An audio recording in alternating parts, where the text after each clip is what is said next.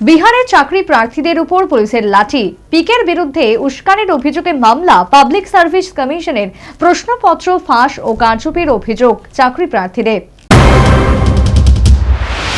Bihar public service কমিশনের পরীক্ষায় প্রশ্ন ফাঁস এবং কারচুপির অভিযোগ দ্বিতীয়বার পরীক্ষা নেওয়ার দাবিতে আন্দোলনে নামা চাকরি প্রার্থীদের ওপর লাঠিচার্জের অভিযোগ পুলিশের বিরুদ্ধে। রবিবার রাতে এই ঘটনাকে কেন্দ্র করে রণক্ষেত্রে চেহারা নেয় রাজধানী পাটনা।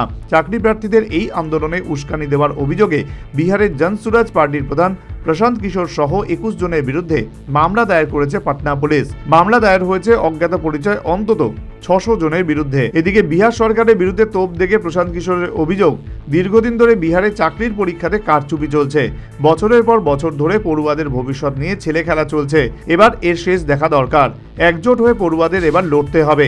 একই সঙ্গে তিনি জানান, সরকার এ বিষয়ে কোনো পদক্ষেপ নিচ্ছে না। ব্যক্তিগত প্রয়োজনে নীতিশ কুমার বারবার দিল্লি যেতে পারেন, অথচ একবার ছাত্রদের সঙ্গে দেখা করার সময় নেই ওনার। অন্যদিকে পুলিশের দাবি, পাটনার গান্ধী ময়দানে জমায়েতের অনুমতি চেয়ে আবেদন জানিয়েছিলেন পিকে, তবে তার সেই আবেদন মঞ্জুর করা হয়নি। এরপর পুলিশি নিষেধাজ্ঞা উড়িয়ে তার নেতৃত্বে হাজার হাজার পড়ুয়া জমায়েত করে গান্ধী ময়দানে এবং মুখ্যমন্ত্রীর বাড়ির উদ্দেশ্যে মিছিল বের করা হয়। তাদের আটকাতে পদক্ষেপ করে পুলিশ। যদিও লাঠিচার্জের অভিযোগ উড়িয়ে দিয়েছেন পাটনা সেন্ট্রালের পুলিশ সুপার।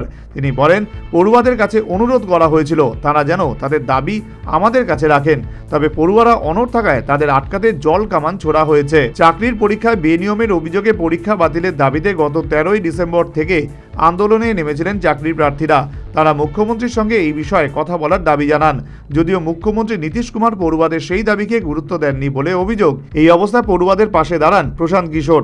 রবিবার রাতে প্রশান্ত কিশোরের নেতৃত্বে পাটনার গান্ধী ময়দান থেকে মুখ্যমন্ত্রীর বাড়ির উদ্দেশ্যে পদযাত্রা বের করেন পড়ুয়ারা। ব্যারিকেড ভেঙে পড়ুয়ারা এগোতে থাকলে তাদের আটকাতে শক্তি প্রয়োগ করে পুলিশ। প্রথমে জলকামান এবং পরে পড়ুয়াদের ওপর বেপরোয়া লাঠিচার্জ করা হয়। রাস্তায় ফেলে পড়ুয়াদের বেলাগাম মারধর করা হয়। এই ঘটনাতেই প্রশান্ত কিশোর সহ 21 জনের বিরুদ্ধে মামলা দায়ের করেছে police. National bureau report, news vanguard.